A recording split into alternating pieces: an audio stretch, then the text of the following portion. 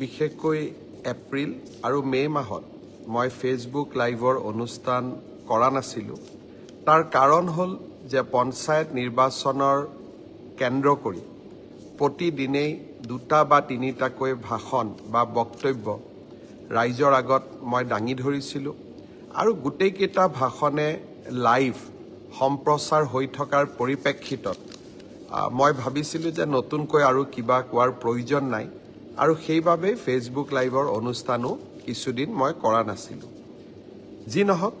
পঞ্চায়ত নিৰ্বাচন সুকলমে অনুষ্ঠিত হৈ গ'ল সমগ্ৰ ৰাজ্যবাসীয়ে আমাক যি আশীৰ্বাদ দিলে তাৰ বাবে পোনপ্ৰথমেই মই আপোনালোকলৈ মোৰ শ্ৰদ্ধা আৰু সেৱা আগবঢ়াইছোঁ 397খন আসনৰ ভিতৰত জিলা পৰিষদৰ আসনৰ ভিতৰত আমাৰ মিত্ৰ দলটোৱে বা আমাৰ মিত্ৰ শক্তিটোৱে 301খন আসনত বিজয়ী হ'বলৈ সক্ষম হ'ল আঞ্চলিক সদস্য পদতো আমি এনেকৈ এক বৃহৎ বিজয় লাভ কৰিবলৈ সক্ষম হ'লোঁ এনেকুৱা বহুত জিলা আছে যি জিলাত আমি সম্পূৰ্ণ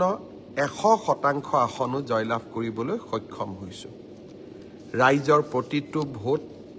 মই আৰু আমাৰ দলে আশীৰ্বাদৰ নিৰ্মালী হিচাপে গ্ৰহণ কৰিছে আৰু আমি পুনৰ এবাৰ আপোনালোকক প্ৰতিশ্ৰুতি দিছোঁ যে আমি জনতাৰ সেৱাত নিজকে আত্মনিয়োগ কৰি থাকিম প্ৰতিটো বিজয়ে আমাৰ মনত সেৱাৰ মনোভাৱ বৃদ্ধি কৰে ৰাইজৰ প্ৰতি আমাৰ দায়বদ্ধতাক বৃদ্ধি কৰে বিজয়ে আমাক অহংকাৰ নিদিয়ে বিজয়ে আমাক বিনম্ৰ কৰে আৰু সেই বিনম্ৰ ভাৱেৰে মই পুনৰ এবাৰ অসমবাসীক প্ৰতিশ্ৰুতি দিছোঁ যে আপোনালোকৰ আশীৰ্বাদৰ নিৰ্মালী শিৰত লৈ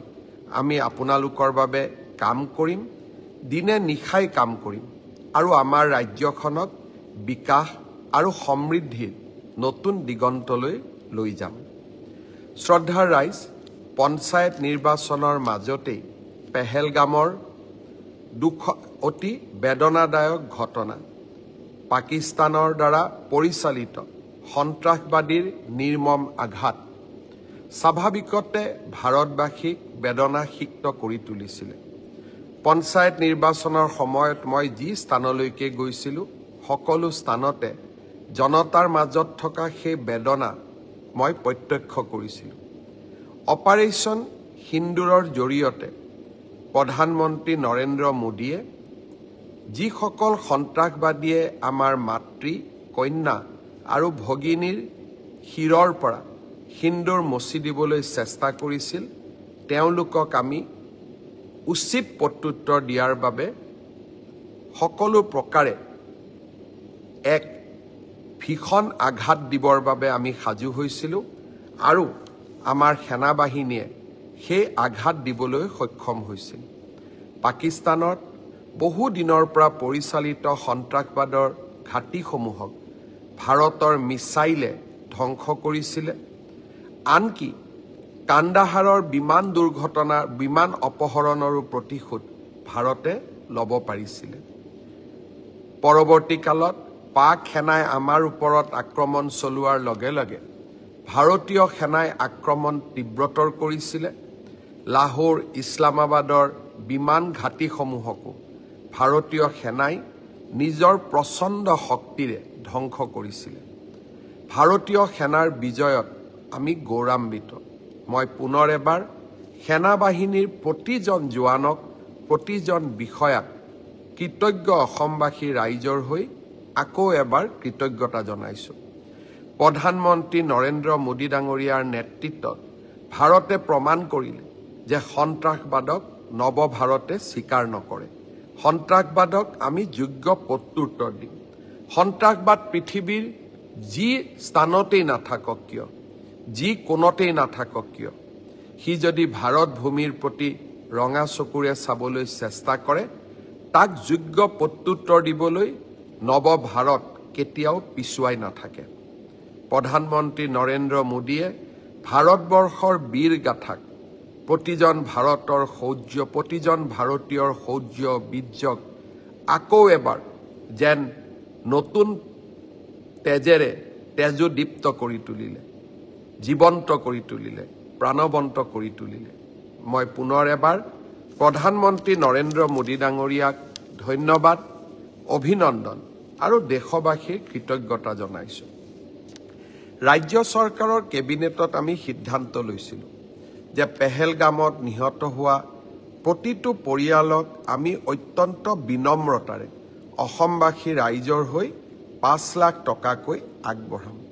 টকাৰে জীৱন কিনিব নোৱাৰে, কিন্তু এই বিনম্ৰতাৰে সৈতে আমি তেওঁলোকৰ ত্যাগক এবাৰ সোঁৱৰণ কৰিব পাৰোঁ। অহা কেইটামান দিনত আমাৰ মন্ত্ৰীসভাৰ সদস্যসকলে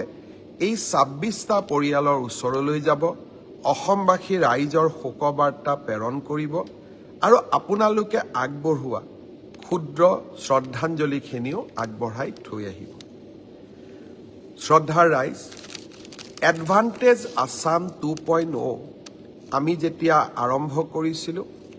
আমাৰ মনত অসমৰ বাবে উদ্যোগীকৰণৰ এক নতুন সপোন আছিল। প্ৰতিটো দিনাই মাদ্ৰাজ, চেন্নাই, বেংগলোৰ, কেৰালালৈকে গ'লে অসমীয়া ল'ৰা ছোৱালীক আমি লগ পাওঁ। 7,000, 8,000 টকাত তেওঁলোকে চাকৰি কৰে। তাতে তেওঁলোকে কোনোবা আদানী, কোনোবা আম্বানীৰ কোম্পানীতে তেওঁলোকে কাম কৰে। যেতিয়া তেওঁলোকৰ বেমাৰ হয়, দেউতাক মাকো ওচৰত নাথাকে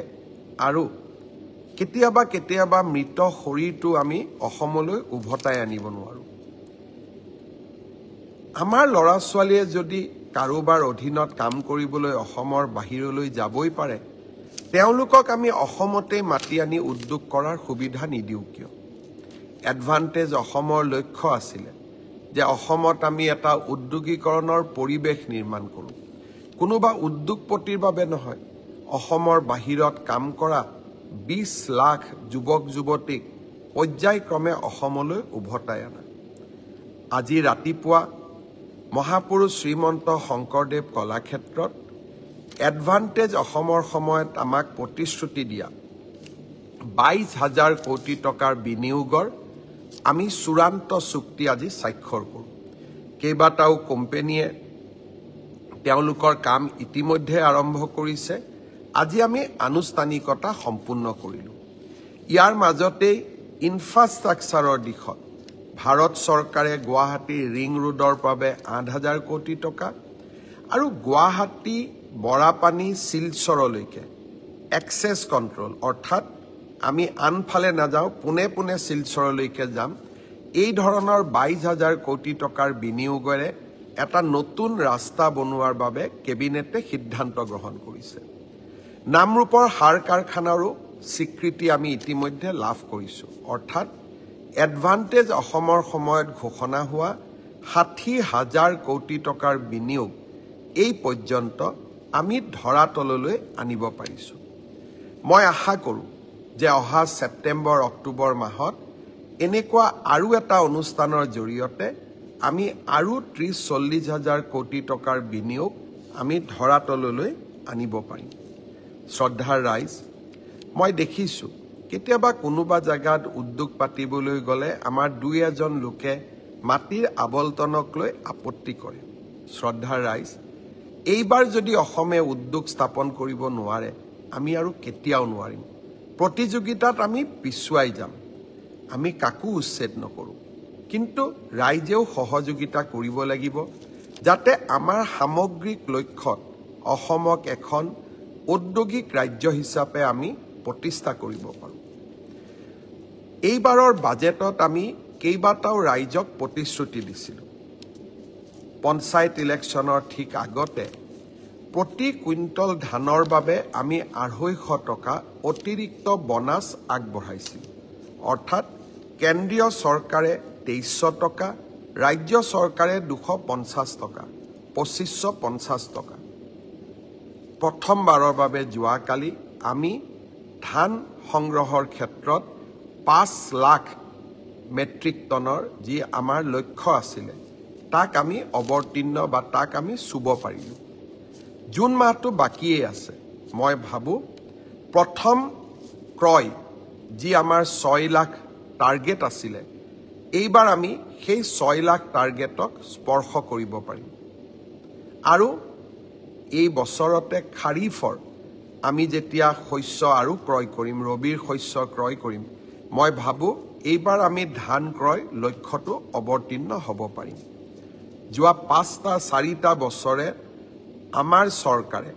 অসমৰ কৃষি খণ্ডক জীৱন্ত কৰাৰ যি প্ৰচেষ্টা লৈছিল তাত অকণমান সফলতা এই বছৰ আমি দেখিবলৈ পাইছো গাখীৰ উৎপাদনৰ ক্ষেত্ৰতো আজি ভাৰতৰ প্ৰসিদ্ধ আমুল কোম্পানীয়ে আমাৰ লগত এখন মেমৰেণ্ডাম অফ আণ্ডাৰষ্টেণ্ডিং সহি কৰিছে গুৱাহাটীৰ ৰাণীত তেওঁলোকে মিল্ক প্ৰচেছিং ইউনিট স্থাপন কৰিব প্ৰতিদিনে 1 লাখ লিটাৰ অৰ্থাৎ সেই প্ৰচেছিং চেণ্টাৰৰ জৰিয়তে উৎপাদন কৰিবৰ বাবে তেওঁলোকে প্ৰচেষ্টা কৰিব NDDB লগত আমি ধেমাজি ডিব্ৰুগড় আৰু যোৰহাটতো এনেকৈ 3 লাখ লিটাৰ গাখীৰ প্ৰতিদিনে উৎপাদন কৰাৰো এক লক্ষ্য বান্ধি কামত আগবাঢ়িছো মই নিশ্চিত উদ্যোগে হওক কৃষিয়ে হওক ডায়েৰীয়ে হওক হৰ্টিকালচাৰে হওক ভেটেনাৰীয়ে হওক আমি আমাৰ ফিচাৰীয়ে হওক আমি আমাৰ ইস্পিত লক্ষ্যত উপনীত হ'ব পাৰিম পঞ্চায়ত নিৰ্বাচনৰ সময়ত আমি আপোনালোকক কৈছিলো যে ৰাজ্য চৰকাৰে প্ৰতিটো পৰিয়ালক যাৰ ৰেচন কাৰ্ড আছে তেওঁলোকক দালি চেনি আৰু নিমখ সুলভ মূল্যত দিয়াৰ ব্যৱস্থা কৰিব যোৱা কেবিনেটত আমি সিদ্ধান্ত ললো যে ৰাইজক আমি দালি 69 টকাত দিম প্ৰতি কেজি 1 কেজিকৈ দালি পাব নিমখ 1 কেজি পাব 10 টকাত আৰু চেনি 1 কেজি পাব 38 টকাত এই আঁচনিখন কেবিনেটে অনুমোদন দিছে নাফেডৰ লগত সহযোগিতা কৰি এই আঁচনিখন আমি ৰূপায়ণ কৰিম 1 অক্টোবৰৰ পৰা এই আঁচনিৰ সুফল আপোনালোকে লাভ কৰিব পাৰিব এতিয়া কেইটামান নতুন খবৰ পুৰণি তথ্য পুৰণি খবৰ কিন্তু নতুনকৈ আমাৰ যুৱ শক্তিক দিব খুজিছো মুখ্যমন্ত্ৰীৰ আমাৰ CM ট্ৰিপলে আত্মনিৰ্ভৰ অসম আঁচনি মুখ্যমন্ত্ৰীৰ আত্মনিৰ্ভৰ অসম আঁচনি এই আঁচনিৰ জৰিয়তে প্ৰতিজন যুৱ ব্যৱসায়ী বা যুৱ উদ্যোগপতিক আমি 2 লাখ টকাকৈ আৰ্থিক সহায় আগবঢ়াম 25,000 যুৱকে 1 লাখ টকা লাভ কৰিলে অহা আগষ্ট মাহত আমি তেওঁলোকৰ ব্যৱসায় বা উদ্যোগ চাবলৈ যাম যিসকলে সফলতাৰে ব্যৱসায় কৰিছে সেপ্টেম্বৰ মাহত আমি তেওঁলোকক আৰু 1 লাখ টকা আগবঢ়াম তাৰ লগে লগে অসমত এতিয়া ইন্টাৰভিউ চলি আছে যিসকলে CM ট্ৰিপলেৰ বাবে আবেদন কৰিছে তেওঁলোকে যাতে ইন্টাৰভিউত উপস্থিত হয় 30 মেৰ ভিতৰত আমি ইন্টাৰভিউ সামৰণি মাৰিব খুজিছো যাতে আমি নেক্সট ৭৫,000 যুৱক যুৱতীক 1 লাখকৈ টকা আগবঢ়াব পাৰো আৰু তেওঁলোকে এই টকাৰ সুযোগ বা উচিত ব্যৱহাৰ কৰিলে আৰু 1 লাখ টকা তেওঁলোকক আমি আগবঢ়াব পাৰো শ্ৰদ্ধাৰ ৰাইজ বহুতে মোক এইকেইটা দিন সুধি আছে যে ADREৰ অৰেল বিলাক কেতিয়াৰ পৰা আৰম্ভ হ'ব আপোনালোকে জানে যে ADREত বিশেষ কেইটামান পৰীক্ষা অনুষ্ঠিত হৈছিল প্ৰথম আছিল গ্ৰেড 3 ড্ৰাইভাৰ ষ্টেনো আৰু ইলেক্ট্ৰিচিয়ান অৰ্থাৎ APDCLৰ কাৰণে আজি আমি সিদ্ধান্ত লৈছো যে গ্ৰেড 3ৰ কাৰণে কম্পিউটাৰ টেষ্ট ড্ৰাইভাৰৰ কাৰণে ড্ৰাইভিং টেষ্ট ষ্টেনোৰ কাৰণে ষ্টেনোৰ ব্যৱহাৰিক টেষ্ট আৰু ইলেক্ট্ৰিচিয়ানৰ কাৰণে ইলেক্ট্ৰিচিয়ানৰ স্কিল পৰীক্ষা কৰাৰ যিটো পৰ্যায় তাক আমি 15 জুনৰ পৰা আৰম্ভ কৰিম আৰু এই সমগ্ৰ ব্যৱস্থা আমি এটা মাহৰ ভিতৰতে সম্পূৰ্ণ কৰিম ঠিক তেনেকৈ চতুৰ্থ বৰ্গৰ পৰীক্ষাত পাছ কৰা প্ৰাৰ্থীসকলৰো অৰেল আমি 15 জুনৰ পৰা আৰম্ভ কৰিম আৰু এমাহৰ ভিতৰত ইয়াক আমি সম্পূৰ্ণ কৰিম অলপ আজি বা কালি বা পৰহি ৰাজ্য চৰকাৰে আপোনালোকক আনুষ্ঠানিকভাৱে দিন আৰু বাৰ আপোনালোকক জনাব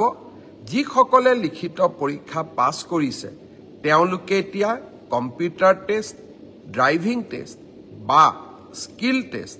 বা মৌখিক পৰীক্ষাৰ কাৰণে তেওঁলোকে যেন সাজু হয় 15 জুনৰ পৰা এই প্ৰক্ৰিয়া আমি আৰম্ভ কৰিম। মোক আৰু এটা প্ৰশ্ন বহুতে সুধি আছে যে পিজিটি আৰু গ্ৰেজুৱেট টিচাৰৰ পৰীক্ষাৰ ৰিজাল্ট কেতিয়া দিব? আমি 5 জুন তাৰিখে প্ৰভিজনেল ৰিজাল্ট এনাউন্স কৰিম। 5 জুনত প্ৰভিজনেল লিষ্ট এনাউন্স কৰাৰ পিছত আপোনালোকৰ ডকুমেণ্ট ভেৰিফিকেশ্যন হ'ব আৰু যিসকলৰ ডকুমেণ্টছ জেনুইন হ'ব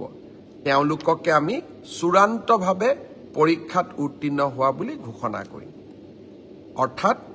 পৰীক্ষাৰ ৰিজাল্ট কেতিয়া দিব? উত্তৰ 5 জুন তাৰিখে দিব। ইয়াৰ পিছত আপোনালোকৰ মনত আছে এনেকুৱা এটা ফেচবুক লাইভ অনুষ্ঠানতে মই কৈছিলোঁ যে চৰকাৰী কাৰ্যালয়সমূহত কাম কৰা তৃতীয় আৰু চতুৰ্থ বৰ্গৰ কৰ্মচাৰীসকলে পোৰ্টেলৰ জৰিয়তে মিউচুৱেল ট্ৰান্সফাৰ কৰাৰ সুবিধা লাভ কৰিব। প্ৰায় 18,000 চৰকাৰী কৰ্মচাৰীয়ে আবেদন জনাইছিল আৰু মেথছ অৰ্থাৎ কোনোবা আহিব লাগিব, কোনোবা যাব লাগিব, অৰ্থাৎ মেথছ মেকিং হ'ব লাগিব। আমি প্ৰায় 8,000 প্ৰাৰ্থীক মেথছ মেকিং কৰিব পাৰিলোঁ। অৰ্থাৎ অহা মানুহো আছে, সেই স্থানলৈ যোৱা মানুহো আছে। যোৱাকালি মই এই গোটেই বিষয়টো নিজে পৰীক্ষা কৰিছিলোঁ। মই আপোনালোকক জনাব খুজিছোঁ যে জুন মাহৰ প্ৰথম সপ্তাহত আমি পোৰ্টেলৰ জৰিয়তে যিসকল যোগ্য হ'ল তেওঁলোকৰ ট্ৰান্সফাৰ অৰ্ডাৰসমূহ আমি মুকলি কৰি দিম। অৰ্থাৎ আপোনালোকৰ অপেক্ষাৰ অন্ত পৰিব আৰু আগষ্ট বা ছেপ্টেম্বৰ মাহত এনেকৈ আৰু এবাৰ ট্ৰান্সফাৰৰ সুবিধা দি আমি পোৰ্টেল মুকলি কৰিম। অৰ্থাৎ চৰকাৰী কৰ্মচাৰীসকলৰ লগত আমি থিয় হৈ থাকিম। শ্ৰদ্ধাৰ ৰাইজ, পৰীক্ষাৰ ৰিজাল্ট দিলে, মেট্ৰিকৰ ৰিজাল্ট দিলে, হায়াৰ ছেকেণ্ডাৰী ৰিজাল্ট দিলে, গ্ৰেজুৱেশ্যনৰো ৰিজাল্ট দিব। দুটা আঁচনি আমি আৰম্ভ কৰিব লাগিব ছাত্ৰ ছাত্ৰীসকলৰ বাবে। গ্ৰেজুৱেশ্যন এইবাৰ 2024 আৰু 25 চনত যিসকল ছাত্ৰ ছাত্ৰীয়ে গ্ৰেজুৱেশ্যন পাছ কৰিলে তেওঁলোকক এইবাৰ আমি জীৱন প্ৰেৰণা আঁচনি আগবঢ়াম। নিযুত মইনাৰ হিতাধিকাৰীসকলে এই আঁচনি লাভ নকৰে, আন সকলো যুৱক যুৱতীক এই আঁচনি আমি আগবঢ়াম। 1 জুনৰ পৰা এই জীৱন প্ৰেৰণা আঁচনিৰ আবেদনৰ পৰ্টেলটো আমি মুকলি কৰি দিব খুজিছোঁ। 2024-25 চনত অসমৰ যিকোনো বিশ্ববিদ্যালয়, প্ৰাইভেট ইউনিভাৰ্চিটিৰ পৰা পাছ কৰিলে নহ'ব, যিকোনো চৰকাৰী বিশ্ববিদ্যালয়ৰ পৰা পাছ কৰা স্নাতকসকলে এই জীৱন প্ৰেৰণা আঁচনিৰ বাবে আবেদন কৰিব পাৰিব। এই আঁচনিৰ জৰিয়তে আমি কি পাম? প্ৰতি মাহত আমি 2,500 টকা কৰি এবছৰৰ বাবে আমি লাভ কৰিম। এই টকাটো কিয় দিয়া হৈছে? যাতে আপোনালোকে ইণ্টাৰভিউত এপিয়াৰ কৰিব পাৰে, ইণ্টাৰভিউৰ বাবে নিজক প্ৰস্তুত কৰিব পাৰে আৰু দেউতা মাৰ পৰা যাতে আমি অন্ততঃ এটা বছৰলৈ টকা পইচা বিচাৰিব নালাগে। ছাত্ৰ ছাত্ৰীসকলৰ বাবে আমাৰ দুটা আঁচনি। এটা হ'ল বিনামূলীয়া নামভৰ্তি। অহা 28 তাৰিখে মই অসমৰ কলেজসমূহৰ অধ্যক্ষসকলৰ সৈতে বা 29 তাৰিখে মই অধ্যক্ষসকলৰ সৈতে এখন ভিডিঅ' কনফাৰেন্স কৰিম। লক্ষ্য, এইবাৰ মই তেওঁলোকক নিজে স্পষ্টভাৱে ক'ম যে যি পৰিয়ালৰ ঘৰত ৰেচন কাৰ্ড আছে তেওঁলোকক আমি কলেজ, ইউনিভাৰ্চিটি আমি বিনামূলীয়া নামভৰ্তি কৰিম। কোনো স্পৰ্টছৰ বাবেও ফিজ নলওঁ, মেগাজিনৰ বাবেও ফিজ নলওঁ, আমি একোৱেই ফিজ নলওঁ। তেওঁলোকক আমি পোনছাতে বিনামূলীয়া নামভৰ্তি কৰাৰ সুবিধা দিম। দুই এজনে প্ৰশ্ন কৰিছে যে মই দুখীয়া মানুহ, মোৰ ঘৰত ৰেচন কাৰ্ড নাই, মই বিনামূলীয়া নামভৰ্তি নাপাম নেকি? আপোনালোকে বিনামূলীয়া নামভৰ্তিৰ সুবিধা লাভ কৰিব, কিন্তু তাৰ বাবে আপোনালোকক এখন ইনকাম চাৰ্টিফিকেট লাগিব। কিন্তু যাৰ ৰেচন কাৰ্ড আছে, ৰেচন কাৰ্ডখনে ইনকাম সাৰ্টিফিকেট তেওঁক আৰু অতিৰিক্তকৈ কোনো বেলেগ প্ৰমাণৰ প্ৰয়োজন নাই তেওঁলোকে পুনে পুনে কলেজত বিনামূলীয়া নামভৰ্তি কৰিব পাৰিব শ্ৰদ্ধাৰ ৰাইজ নিযুত মইনা আঁচনি মোৰ আটাইতকৈ ভাল লগা এখন আঁচনি অসমৰ মোৰ ছোৱালী ভাগিনসকলৰ বাবে ভাগিনীসকলৰ বাবে আমি নিযুত মইনা আঁচনি আৰম্ভ কৰিছিলোঁ যোৱাবাৰ প্ৰথম বৰ্ষত আমি নিযুত মইনা আঁচনি আগবঢ়ালোঁ আপোনালোকে সকলোৱে জানে যে এই আঁচনি আমি বছৰত 10 মাহৰ বাবে এই আঁচনিৰ টকা আমি লাভ কৰোঁ এতিয়া 10 মাহ সম্পূৰ্ণ হ'ব কিন্তু দ্বিতীয় বছৰতো আমি নিযুত মইনাৰ আঁচনি পাম দ্বিতীয় বছৰৰ কাৰণে আমি ইতিমধ্যে আপোনালোকৰ পপত্ৰসমূহ আমি সাজু কৰি উলিয়াইছোঁ কলেজৰ অধ্যক্ষসকলে আপোনালোকক পপত্ৰ যোগান ধৰিব যিসকলে দ্বিতীয় বছৰতো ষ্টাডি কণ্টিনিউ কৰিব খোজে ড্ৰপ আউট নকৰে তেওঁলোকক আমি নিযুত মইনা আঁচনি নিৰন্তৰভাৱে আমি দ্বিতীয় বছৰৰ বাবেও যোগান ধৰিম অৰ্থাৎ ফাৰ্ষ্ট ইয়াৰত আমি পালোঁ বা পাই আছোঁ এতিয়া আমি সেকেন্ড ইয়াৰতো পাম এইবাৰ আমি আঁচনিখনত দুই এটা পৰিৱৰ্তন আনিছোঁ চৰকাৰী মহাবিদ্যালয় বা বিশ্ববিদ্যালয় যিসকলে সেল্ফ ফাইনেন্সিং কোৰ্সত পঢ়ি আছে তেওঁলোকেও এইবাৰ নিযুত মইনা পাব যোৱাবাৰ মোক বহুত ছোৱালীয়ে লিখিছিল যে মামা আমি নিযুত মইনা পোৱা নাই পিছত মই খবৰ কৰি গম পাইছিলোঁ যে তেওঁলোকে চৰকাৰী কলেজতে পঢ়ে প্ৰাদেশিকৃত কলেজত পঢ়ে কিন্তু সেল্ফ ফাইনেন্সিং কোৰ্সত পঢ়ে তাৰ বাবে যোৱাবাৰ আমি নিযুত মইনা দিয়া নাছিলোঁ কিন্তু এইবাৰ আমি সেল্ফ ফাইনেন্সিং স্কিমত পঢ়া সকলকো আমি নিযুত মইনা আঁচনি দিম প্ৰশ্ন হ'ব প্ৰথমৰ পৰা দ্বিতীয় বৰ্ষত পোৱা সকলে নিযুত মইনা পালে প্ৰথম বৰ্ষৰ সকলে নিযুত মইনা পাবনে নাই আপোনালোকে চিন্তা নকৰিব নামভৰ্তি কৰাৰ লগে লগে আপোনালোকে নিযুত মইনাৰ পপত্ৰ পাব আৰু নিযুত মইনাৰ পপত্ৰ পূৰণ কৰাৰ লগে লগে ক্লাছ 11 ডিগ্ৰী ফাৰ্ষ্ট ইয়াৰ আৰু পোষ্ট গ্ৰেজুৱেট ফাৰ্ষ্ট ইয়াৰত নাম লগোৱা সকলো ছোৱালীয়ে নিযুত মইনা আঁচনি লাভ কৰিব কিছুমানে মোক কৈছে যে মামা স্কুটি নিদিয়ে নেকি এইবাৰ আমি হায়াৰ সেকেন্ডাৰী পৰীক্ষাৰ আগতেই বাতৰি কাকতত ডাঙৰ ডাঙৰ বিজ্ঞাপন দি সকলোকে জনাইছো যে নিযুত মইনা আৰু স্কুটি দুইটা আঁচনি ৰাজ্য চৰকাৰে পৰিচালনা কৰিব পৰাৰ সক্ষমতা আমাৰ নাই আমাক কতো আমি টেক্সো নতুনকৈ ল'ব নোৱাৰো সকলোৰে লগত আলোচনা কৰি সকলোৱে আমাক পৰামৰ্শ দিছিল যে স্কুটি ফাৰ্ষ্ট ডিভিজনত পাছ কৰা ছোৱালী সকলে পায় কিন্তু নিযুত মইনা সকলোৱে পাব আৰু সেই কাৰণে আমি নিযুত মইনা আঁচনিখনহে পৰিচালনা কৰিব লাগে স্কুটি আঁচনিখন পৰিচালনা কৰিব নালাগে একেবাৰতে বন্ধ কৰি দিলে কোনোবাই বেয়া পাব সেই কাৰণে এইবাৰ আমি পৰীক্ষাৰ আগতে সকলোকে কৈছো যে 80% লাভ কৰা লৰা আৰু ছোৱালীকহে এইবাৰ আমি স্কুটি দিম কিন্তু যিসকলে স্কুটি নাপাব ছোৱালীয়ে ভাগিনীসকলে তেওঁলোকে নিযুত মইনা আঁচনি পাব সেই কাৰণে আপোনালোকে সোশ্যাল মিডিয়া বা আন স্থানত স্কুটিৰ কাৰণে পোষ্ট দি নাথাকিব কাৰণ চৰকাৰৰ বাজেট ইতিমধ্যে পাছ হৈ গৈছে আমি সকলো বিধানসভাত বহি একেলগে সিদ্ধান্ত লৈছো যে আমি স্কুটি নিদিও নিযুত মইনা দিম আৰু নিযুত মইনা আঁচনিখনে ইমান দুখীয়া লৰা ছোৱালীক দুখীয়া ছোৱালীক সহায় কৰিছে তাক আমি তাৰ যিটো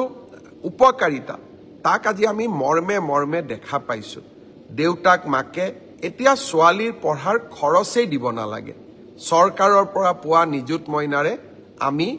অন্তত কলেজৰ বহুখিনি দায়িত্ব আমি পালন কৰিব পাৰো দেউতা মাৰ কষ্ট কমিছে সেই কাৰণে আমি নিযুত মইনা আঁচনিখন আকৌ এবাৰ প্ৰথম বৰ্ষ আৰু দ্বিতীয় বৰ্ষৰ বাবে মুকলি কৰি দিছো শ্ৰদ্ধাৰ অসমবাসী ৰাইজ আৰু বহুকেইটা প্ৰতিশ্ৰুতি আছে মই লাহে লাহে অক্টোবৰ মাহৰ আগতে অসম চৰকাৰে আগবঢ়োৱা প্ৰতিটো প্ৰতিশ্ৰুতি ৰাইজৰ ওচৰলৈ যাতে অৰ্থাৎ ধৰাতললৈ আমি লৈ আহিব পাৰোঁ তাৰ বাবে আমি প্ৰচেষ্টা কৰিম পঞ্চায়ত ইলেকশ্যনত আপোনালোকে আমাক যি আশীৰ্বাদৰ নিৰ্মালী আগবঢ়ালে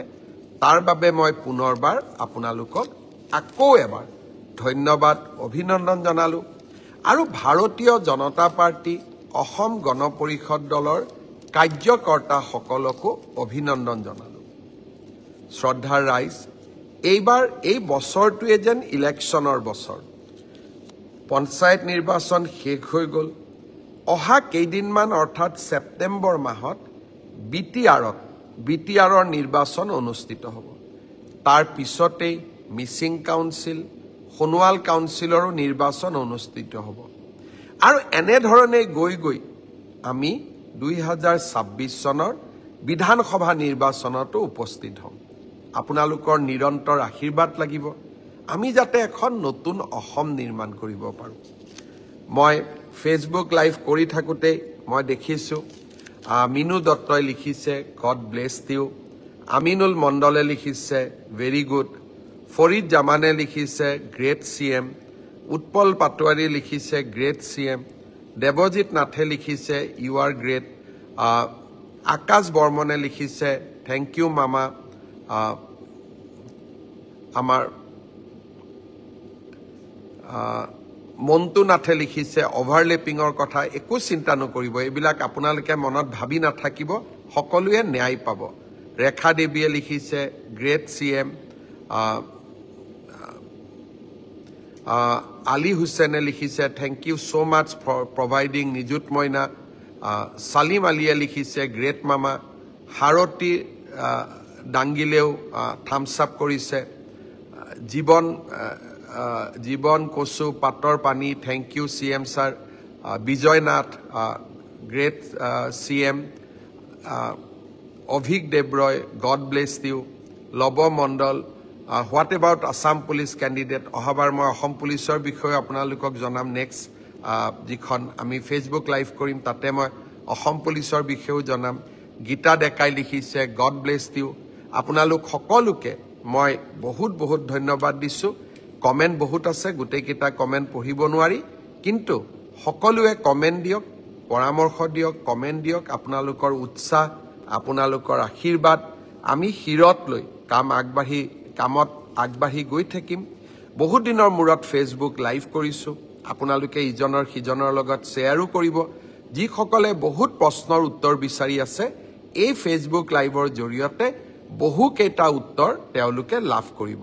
পুনৰ এবাৰ সকলোকে ধন্যবাদ আকৌ অহাবাৰ অনুষ্ঠানত লগ পাম ধন্যবাদ জয় হিন্দ বন্দে মাতৰম পুনৰ এবাৰ ভাৰতীয় সেনাবাহিনীক মোৰ শ্ৰদ্ধা জনাই আজিৰ ফেচবুক লাইভ ইমানতে সামৰিছোঁ ধন্যবাদ